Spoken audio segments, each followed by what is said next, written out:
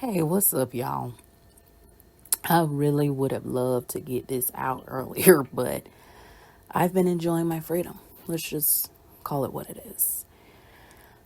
I also didn't and should have specified the specific Monday that the first episode of the new year was going to drop, and that's my bad. And that's why, to those who decide to tune into this episode and other episodes, past, present, future, I always want you to know I'm grateful for your understanding and your patience while I get the show, you already know, to its smoothest and sexiest, most satisfactory performance level. I like, I love, I appreciate, and am honored to anyone who tunes in and listens to this podcast whenever an episode is dropped. So, thank you for listening to the Cotton Candy Clouds podcast, the podcast that discusses too much of nothing and a little bit of everything.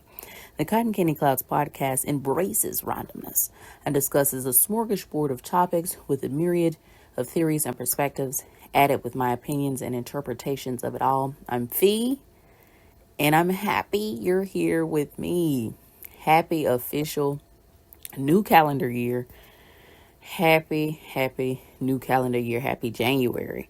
We are fortunate to be here because, wow, it's a lot going on.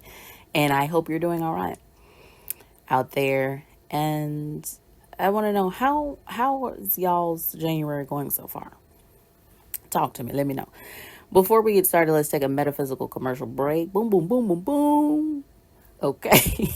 This has already been posted on the podcast's social media platform. Okay. Just to let you know again, the Cotton Candy Clouds podcast is on Twitter, Facebook, Blue Sky. All right. So, crystal of the month, we have a new crystal of the month. Happy January is Snow Obsidian. Okay. Just like Black Obsidian is volcanic glass, and it is distinguished. This particular Snow Obsidian, this particular obsidian, Snow Obsidian, is distinguished by its white or grayish snowflake like patterns. Okay. Snowflake Obsidian physically differs from obsidian because it is cristobalite, a type of quartz, and it is infused and included in that stone, found in North and South America, in some parts of Africa and Asia. Okay, Snow Obsidian enhances mental clarity and focus. It restores emotional stasis. Amen. And it absorbs negative energies and negativity to ground. Okay. Incense of the season. Happy January, happy winter. Okay, is pine. A cleansing incense used as protection through the winter season. Hey, it soothes and relaxes the respiratory system while stimulating physical activity. It strengthens and heightens spiritual awareness. Welcome back from that break. All right, so I tell you what, all right, the weather, it's not tripping me out, but it's kind of aggravating, but not because it's cold, because I love that. Winter is my favorite season, if you didn't know, but because it won't consistently stay cold. That's my thing, okay? Please, just a little blurb. Please make sure, no matter how the weather fluctuates, cover your beautiful head. Your bones have memory and they remember, okay? Cover your head. It is winter. Just a friendly reminder because people seem to be confused. So unless you're in a tropical zone, it makes sense that it's 30 degrees. And I'm grateful for what the season of winter does environmentally, physically, and spiritually and things. And I got to be honest, maybe it's just, I don't know. January is really teaching me something. And I don't know if it's because it's an age or maturity thing, or I'm actually allowing myself to get into and feel what it means to be in a particular season and month, like regardless of what we got going on, the chaos and everything, your body, you can put your body into the season, into the month, and etc., and into the environment. Sometimes we underestimate that as well, and I'm doing that, whatever the reasoning is, and I'm feeling what this particular season, winter, is all about. And in the midst of the bustle and the disflow of work and responsibility, the in-between time during this time is about reflection, rebooting, rest, and not necessarily in that order. And I think this is something good for December, of course, but especially January, and slowly, I think we're supposed to be picking up as the season and the Earth's rotation does as well. Like it gets dark later in the day, etc. You know what I'm saying? Like to keep up with it like that. Now, here at the Cotton Candy Clouds podcast, we recognize, of course, well, I shouldn't say of course, because maybe you don't do this, but on the podcast, we recognize spring is when the new year truly starts. It specifically starts in the spring. That is when the new year, the essence of the year, starts again.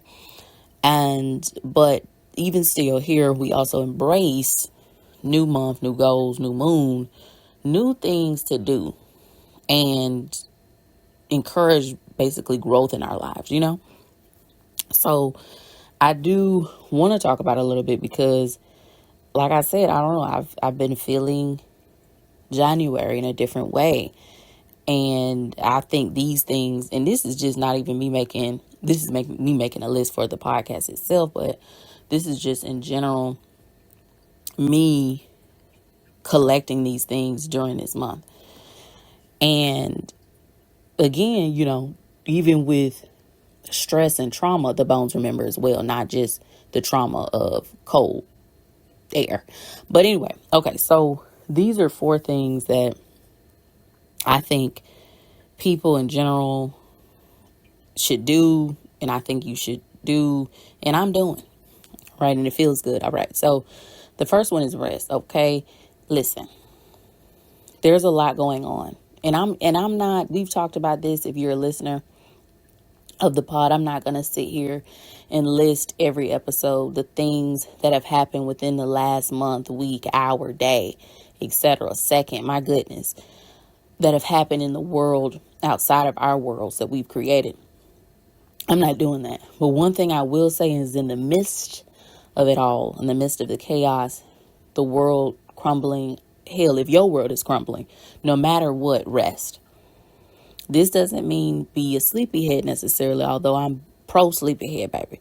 But what I'm saying is that resting, simply allowing your body, physical body, your mind, your literal brain, your feet, your soul, your spirit, and no matter what, we all have that, allowing it to rest. It could be you basically not focusing, being disciplined, and putting forth a dedication, if you will, to doing something. Because rest isn't always, again, like I said, it's not sleep. It's not always laying down either, but it's just simply giving a sigh and a break to you as a human being. Okay. That's one. Number 2, and these aren't, these ain't something you got to follow, but I do think there's something to the order. Okay. The next one is slow down and don't let time consume you. Now, I'm one of those people, well, life in general for me, in terms of time, I think with most people, for me and most people, differs because our jobs are what keep us in a certain, what's the word? in a certain direction towards time. That's not really what I want to say, but that's what it is.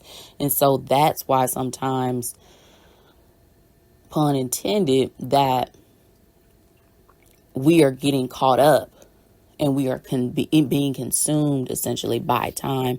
But in spite of, again, this is all in spite of, because of the season, because of the time. Hello, slow down and don't let time consume you. I have found that in life, this is just in general, no matter what the damn month is, if you don't slow down, life slows you down. And I will say, when life does slow you down, it ain't gonna be sexy. It's not cute and it's not pretty. So I beg of you, I don't know how old the listeners are, please slow down and let time, and do not, let time consume you. And it's a, for some of us, I know sometimes I can be slow moving in general. I mean, maybe that's the Taurian in me, but even still, there is again, like I said, it's encouraged by society. It's encouraged by, our jobs and things and our responsibilities, as mentioned before, where we are consumed by time and we're trying to hasten different things and hasten going to different places.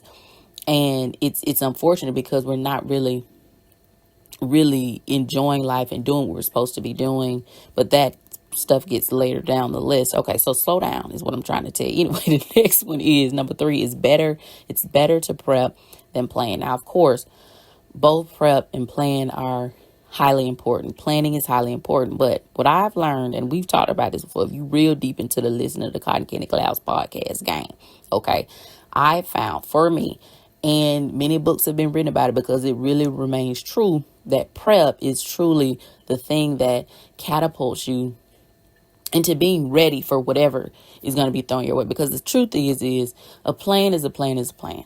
They get ruined, like things happen, people happen, hell, people die, you die. You know what I'm saying? Like, but a good prep will at least have you prepared, if you will, for life circumstances and for yourself. And I believe if we're going back to point 1, a good prep, being prepared, will allow you to not be consumed by time, to slow down and to rest. You see what I'm saying? It all comes together. Okay. And yes, I think the idea comes. A lot of people are like, okay, you hyper focus on the idea and you hyper focus on the plan to get to the idea in the person, place, or thing within the idea. No, have the idea. Know the things you need if the idea goes the way you want. And that's how you do it. And then you, of course, plan if you want. But I tell you what, again, life has a way of doing its own thing. Anyway, the last one is, and I shouldn't say anyway like that to just shut myself down, but the next one is embrace and enjoy the little things. This is important. I don't know what the fuck's going on, but maybe it is these different things that keep happening within society and we're paying attention to them and we're like, what do you do? And then you become apathetic and just disengage with everything. And then you like, okay. Just embrace and enjoy the little things. Know the little things that get you happy and provide the serotonin, not necessarily dopamine. We'll talk about that. Okay. I do want to talk anyway. Those things I do want to talk about later within this 2026, but embrace and enjoy the little things, please. Okay. The little thing that you like could be, waking up and fixing you some nettle tea, at a specific moment or whatever, and spicing it up a certain way. Yes. Embrace that. Enjoy that. Whatever it is, if it's small, no matter, enjoy it, embrace it. Now, speaking of enjoying the little things, as you know, if you're a listener to the Cotton Candy Clouds podcast, I love a good television show or a movie. I am a watcher of the medias, the films, the shows, the files. Okay. And so I do want to talk about how within this month, so basically the start literally of January, I have binged a lot. And I will say this and just preface it with this, like, I'm learning, and again, this could be age. I don't even really want to say maturity, but it could be. Every show is not bingeable. And I just, in my youth or maybe my innocence, it's not that I maybe believed every show was bingeable, but I don't know. Maybe I just had the superpower of being able to really binge a show. Now, I'm not saying I'm one of those people who's going to power binge something within a 24-hour mark, but I did get through binging a little differently back in the day than I do now. But I've learned that not all shows are bingeable, and it's because it takes away from the enjoyment. Now, I'm trying to figure out, before I talk about these shows, if it's because perhaps the writers either are or aren't thinking about that facet, because it's all about the writing. But we'll talk about it. Hold on. So the four shows that I've watched within the past January so far are Welcome to Derry, Stranger Things, Orphan Black, and Found. Okay, so let's talk about it. I like all of these shows, right? But I will say that, again, and this is why I say maybe everything isn't bingeable, that sometimes it just seems as though, minus the movies, minus the books, writers of shows, and I know they have a lot going on, it's a lot going on, aren't edited properly or thoroughly examined, or something's missing, just in general, how you really like something. And so you're not necessarily, hopefully you're not looking for perfection in the thing, but you're just looking to have it be the best thing, the best that it can be. You know what I'm saying? And that even transcends into human form. Like, your best friend is doing something or whatever, and you're like, they're beautiful, they're great. However, they're not, living into their full potential, something like that. That to me also applies to other things. And one of those things is television shows. And so with all these shows, they have those parts, some more than others. So what I'm saying is that, and I'm not going to get into everything about each show, but what I will say is that I do encourage you to watch all of these shows. Don't do what I did, but just watch them and enjoy them. Now, here's the thing. Welcome to Derry, Stranger Things, they have basically like a horror dynamic to them, especially Welcome to Derry. Now, Welcome to Derry is a plot point, a focus point on a town that is located in the Stephen King universe. If you don't know who Stephen King is, okay. So I'm not about to explain that to you, but what I will say is that despite him being controversial, which at this point it seems like all white males are, or just okay. But what I'm trying to tell you is that despite that, the man has built a universe of horror that is truly diabolical and fun and wild to watch. So if you do like horror, watch Welcome to Derry, because it's hard to do a horror show. But I will say the creators, the writers, they've been on their bag. Now, it has controversial topics, racial topics. This is a thing. This is one of those things, something with Stephen King. Is it that he's just a social science, anthropological writer of the times, or does he have a fixation on the racial discriminations within our nation? I don't know. But what I will say is that it can be tough to watch. But watch Welcome to Derry if you love a good horrific show. They're hard to do. But these people have done it, and it's on HBO. Okay, so Stranger Things, if you don't know what Stranger Things is, it's a sci-fi horror-esque show about some children who find this friend who has been quite traumatized and used their entire life. And up until that point, they don't know what to do about it. And so it's about teenage angst. It's about children. It's about adventure. And I'm really not I'm being vague, but what I'm trying to tell you is, again, with the writing, even though it's wonderful and beautiful, and I would even say that Stranger Things is even better with writing, sometimes, again, you just hope that you're like, damn, like this could have gone a different way. But it just finished out. This show, Welcome to Derry, is still open. So it will probably another season coming soon. But Stranger Things just had its final season drop New Year's either Eve or day. And it's over. So the series is over, but it's so good. Okay.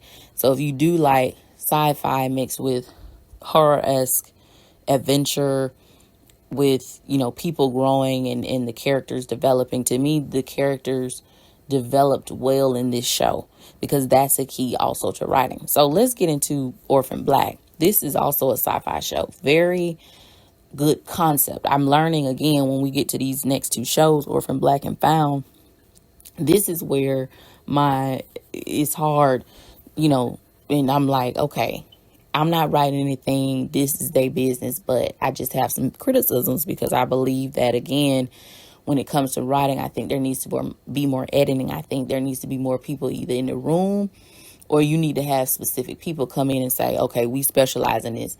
Let's do it. This is what makes some shows better than others. I mean, the man from Breaking Bad, he's won a lot of awards himself, and he's been a part of some super wonderful shows himself. And he said something powerful where he was like, one of the big things about why he's a part of some good stuff is because he loves writers, directors, producers, etc., who understand that the audience is smarter than what people may think, and that they use that to their advantage within their writing. And I think shows like the next two, Orphan Black and Found, don't necessarily have that. I think when we're trying to say that we can develop a character, can you? And I don't think sometimes that, though I think those two shows, Orphan Black and Found, had difficulties doing that. But what I will say about Orphan Black, still love it, give it a solid, B minus. The actress who plays multiple characters, because it's about a woman who finds out there's multiple of her. Phenomenal. I mean, masterclass. We Sinners just came out, and you only have a select few of actors who can even do something where they're playing, basically someone who looks like them, but it's different, but the same. I mean, my goodness. But the girl does she does her thug thizzle. But the writing gets convoluted, And again, there's something where this character and the multiple characters within the show doesn't develop. And you want that growth. Listen, all television shows and movies are fiction. They're make-believe. Even if they're based on a true story, they've thrown some theatrical mess in there. And so sometimes with make-believe, I think the writers and stuff, they get too complicated in trying to make it realistic, and it turns so much fiction that it's not even attainable to grasp, if you get what I'm saying. All right, the next show is Found. You gotta watch it, but let me just preface this. Every point that I've made so far, this is the show that really just it needs more of the criticisms and the notes. My goodness, a show that could have been wonderful, and it just kept getting worse. And it's not the actor's fault. Sometimes what I'm seeing. I'm like, gosh, these people are doing their thing, but they can only do so much. You know what I'm saying? An actor can't rewrite the damn script, and it's just like, this show, if it was more serious in its tone, instead of being kind of melodramatic, almost soapy a little bit, and it's like, this is a serious matter. It's about this woman Black woman, which I love because I love a show where a Black woman is the lead. It's very rare now and forevermore, and it's sad, but it is. And so it's about this Black woman who was kidnapped, and she does something that she regrets, but that changes the game for her industry, which is helping people be found. Okay. And so it's wonderful in that way. Again, conceptually fantastic, right? But the writing just guides you, and it turns to slop. And so it's just so disheartening. And I just wish that sometimes you could talk to the people like what was going on. And again, it's not the actor's fault. I'm seeing them, they're trying their best, they're doing their best, but the writers at a certain point either get lost, tired, confused, no the character development of it all. Again, I just don't understand. Now, one thing, and I don't want to spend too much more time on this, but one thing I really do hate about Found is that I don't like the concept, and this happens often, in a character doing something, in a character having something done to them, right? Cruel, disorienting, disheartening. They react. Maybe it's revenge, maybe it's not, but they react to the harm, right? But then the characters surrounding them are like, oh, woe is us. You ain't shit no more. We're going to abandon you as family and friends because you reacted to you being, you know what I'm saying? Like, who the fuck? Come on now. Anyway, let's move on. Book of the month. Again, already posted on the podcast social media platforms. Book of the month is Forrest Gump by Winston Groom. I've wanted to read this for a long time. Haven't cracked it open yet, but y'all trust me. Next episode, which is going to drop Tuesday, January 27th, I will promise I'll give you a synopsis, right? 6'6", 242 pounds, and possessed of a scant IQ of 70, Forrest Gump is the lovable, surprisingly savvy hero of this classic comic tale. His early life may seem inauspicious, but when the University of Alabama's football team drafts Forrest and makes him a star, it sets him on an unbelievable path that will transform him from Vietnam hero to world-class ping pong player, from wrestler to entrepreneur. Now Forrest is telling all in a madcap romp through 3 decades of American history. Okay, you know the story. You've seen the movie, probably. But I want to read the book. Books are always better. All right. January 19, 2026 is MLK Day, all right? Dr. Martin Luther King Jr. Day. And I like what Martin Luther King III said, his son. MLK Day is less of a day of celebration, but more of a day of remembrance. And I couldn't agree more. I've always thought that because it's quite serious. You know, I've always had those sentiments because at the end of the day, Dr. Martin Luther King Jr. was assassinated, okay? April 4th, 1968 by a federal law enforcement agency in the United States of America. And so it was all because essentially he led a nation with the help of thousands of other leaders and hundreds of thousands of people to fight for the civil human rights within a society. And that's pretty serious to me.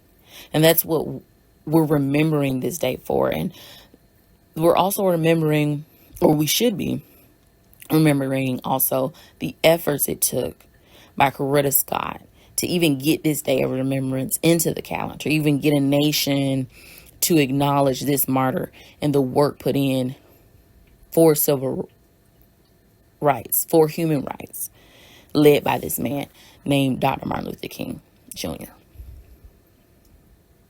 And I just want to say that. And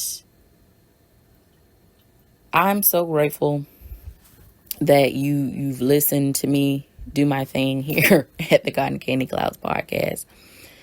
I hope that you have been having a wonderful January. I know everything that's going on, and I'm sorry about it. And I know you're sorry about it.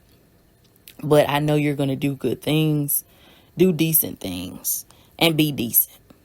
All right? When your head is in the clouds, there's always something sweet to think about.